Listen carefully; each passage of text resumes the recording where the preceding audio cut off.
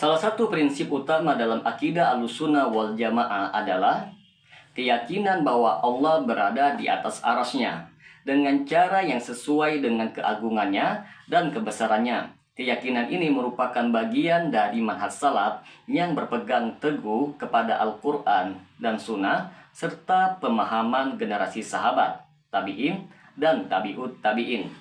Dalam pembahasan kali ini kita akan mengupas secara mendalam konsep Allah di atas aras berdasarkan dalil-dalil syar'i, penjelasan ulama salaf, serta bantahan terhadap syubhat yang sering sekali muncul. Bagi teman-teman sekalian yang penasaran dengan kelanjutan dari pembahasan video kali ini, maka tonton terus video ini hingga selesai agar kita menemukan fakta yang sebenarnya.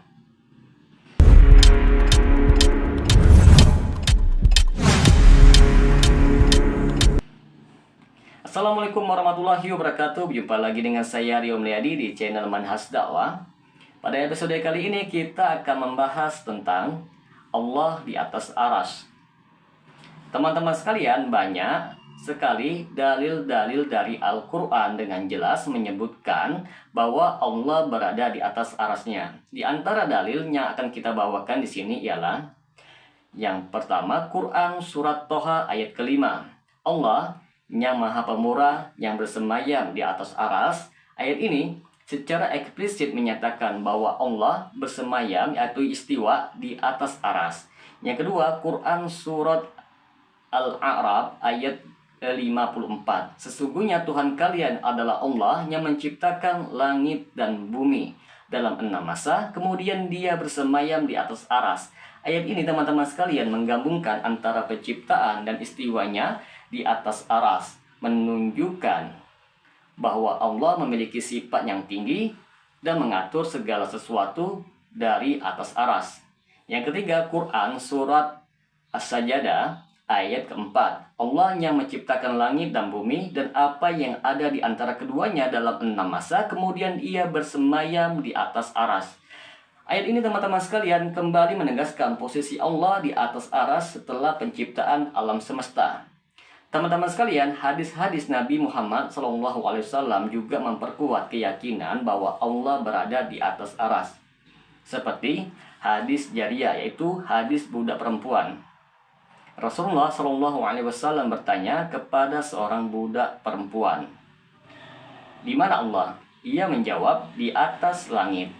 Rasulullah SAW kemudian bertanya, "Siapa aku?" Maka ia menjawab, "Engkau adalah Rasulullah." Rasulullah SAW pun bersabda, "Bebaskan dia, karena dia adalah seorang mukminah." Hadis riwayat Muslim nomor hadis 537. Hadis ini menunjukkan bahwa keyakinan Allah berada di atas langit adalah bagian dari akidah seorang mukmin. Selanjutnya hadis doa Rasulullah SAW. Rasulullah SAW bersabda, "Tidakkah kalian percaya kepadaku padahal aku adalah orang yang dipercaya oleh Allah yang ada di atas langit?" Hadis riwayat Bukhari nomor hadis 4351 dan Muslim nomor hadis 1064. Pernyataan ini menunjukkan bahwa Allah berada di atas, tidak menyatu dengan makhluknya. Teman-teman sekalian, di sini akan kita bawakan pemahaman istiwa menurut ulama salaf. Yang pertama, pengertian istiwa.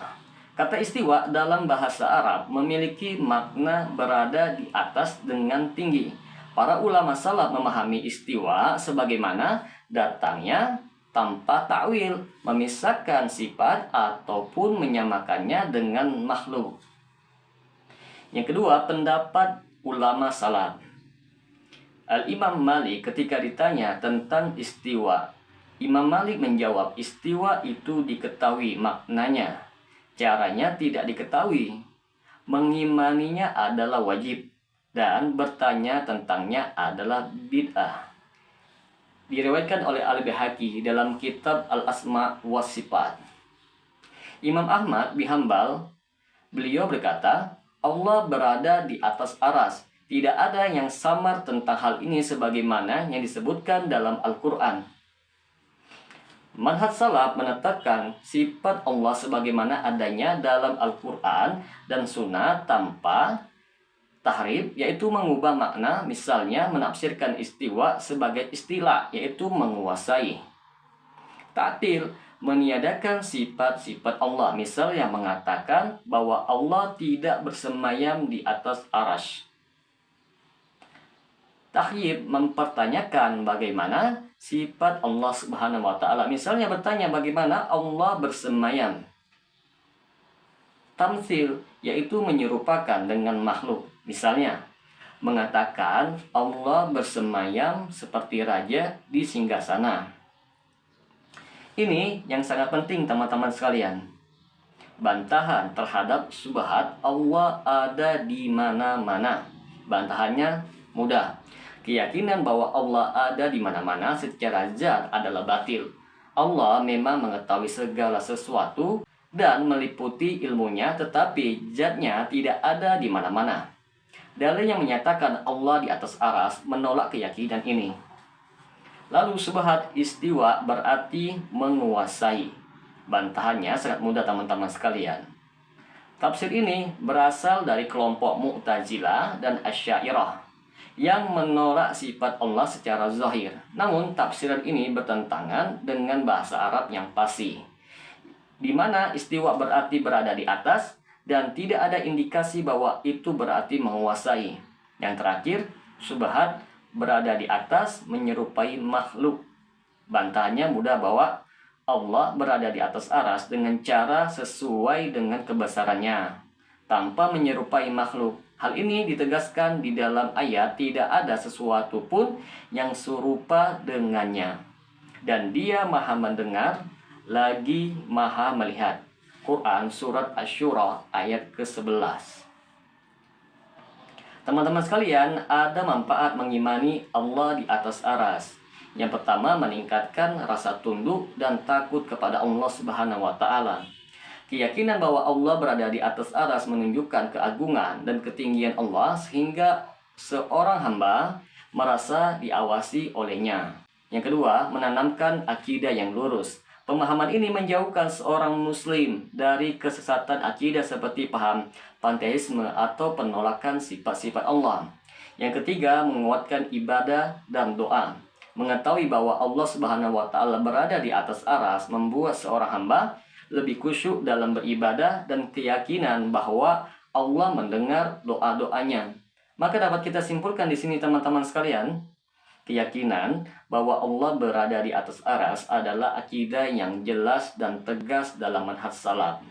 Keyakinan ini didasarkan kepada dalil-dalil Al-Quran dan As-Sunnah yang sahih, serta pemahaman para ulama salaf. Sebagai seorang muslim, kewajiban kita adalah menerima dan mengimani sifat-sifat Allah sebagaimana yang Dia tetapkan tanpa menyimpangkan dengan takwil, tahtil, takyif ataupun tamsil.